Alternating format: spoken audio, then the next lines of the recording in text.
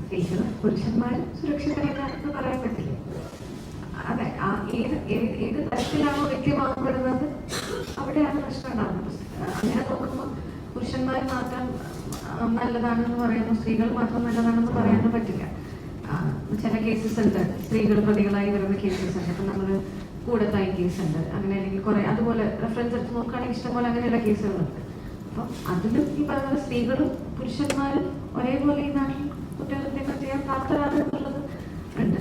അതിനകത്ത് ഇപ്പൊ ഇവരാണോ നല്ലത് അവരാണോ നല്ലത് ആരാണ് സേഫ് എന്നൊക്കെ ചോദിച്ചു കഴിഞ്ഞാൽ അറിയില്ല. രണ്ടുപേരും ആരും സേഫ് അല്ല എന്ന് പറയാം.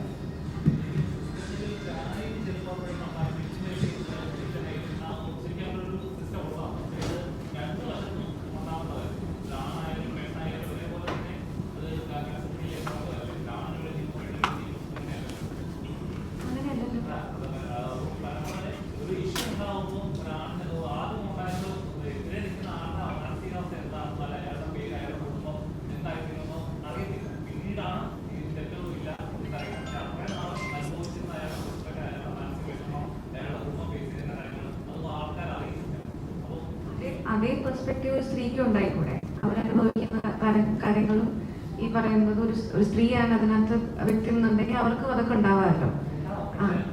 പക്ഷെ അവരുടെ കൂടെ നമ്മൾ നിയമം നിൽക്കുന്നു എന്നൊന്നും പറയാൻ പറ്റില്ല. നിയമം എല്ലാവർക്കും വേണ്ടിയിട്ടുള്ളതാണെന്നാണ് ഞാൻ വിശ്വസിക്കുന്നത്.